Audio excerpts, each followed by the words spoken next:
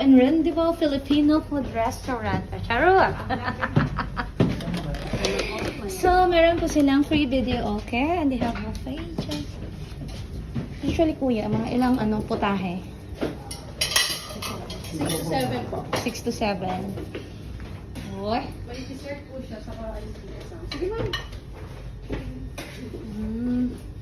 Masaya yung paksiw.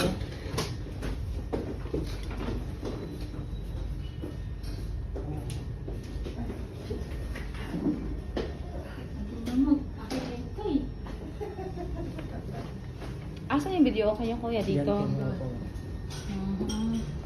Happy birthday po. Thank you po. Birthday ko pala, oh. Carry na.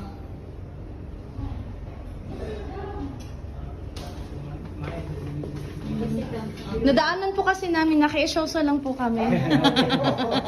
Para sa susunod, alam na namin saan kami kakain. Opo, sige po, thank you. Thank you po.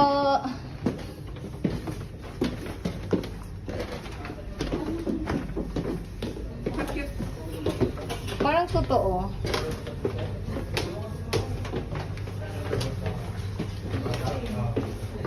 Fix na yung price ninyo, kuya. Opo.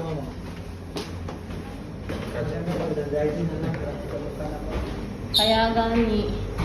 Ayaw niyo po kumain pa? Nakimarites lang po kami. Nakita po kasi namin. Para next time, dito na po kami kakain. May bago na naman pong Target. Ah, diba? Ang daming Pag mga ganito, magkano po? 15 po. Ay, 12 po yung banana cake. Tapos the rest, 15-15. Sige po. Thank you po. Ma'am, balik po kayo, ma'am. Anong pangalan niya? Rendezvous? Hindi po. Bakit ganyan yung pangalan, kuya? May bowling center na ganyan eh. Doon sa sa TV Roundabout sa Binumran. Ganyan din, Rendezvous.